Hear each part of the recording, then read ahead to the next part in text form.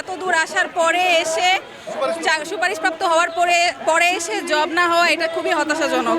আমরা অনেকেই বিভিন্ন চাকরিতে আমরা কর্মরত ছিলাম, কিন্তু আমরা সেখানে হয় কেউ আমরা আমাদের ইস্তফা দিয়ে এসেছি, আবার আমরা কেউ জয়েন করিনি। যেমন আমি নিজেও এনটিআরসিতে হাই স্কুলে সুপারিশপ্রাপ্ত হয়েছিলাম, আমি প্রাইমারিতে জয়েন করব বলে সেই জবটাতে আমি জয়েন করিনি। তো আমি ভেবেছিলাম যে হয়তো খুব দ্রুতই নিয়োগ হবে, কিন্তু এতদিন হয়ে যাওয়ার পরেও এখনও পর্যন্ত কোনো মানে এখন বিভিন্ন তালবাহানা শুরু হয়েছে, এখনও যোগদানপত্র আমরা হাতে পাইনি। এখন আমরা কবে নাগাদ হাতে পাবো আমাদের যোগদানপত্র সেটা আমাদের জানানো হোক। আমরা সেই বিষয়টাই চাই, আমাদের দাবি একটাই, আমরা আমাদের নিয়োগপত্র হাতে চাই এবং দ্রুত সময়ের মধ্যে চাই।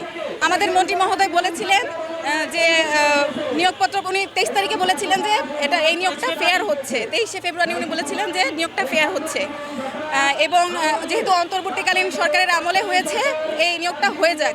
কিন্তু এখনো পর্যন্ত আমরা সেই রকম দৃষ্টিগোচর কোনো পদক্ষেপ তাদের পক্ষ থেকে দেখিনি, বরং তারা শুধু কালক্ষেপণই করছে।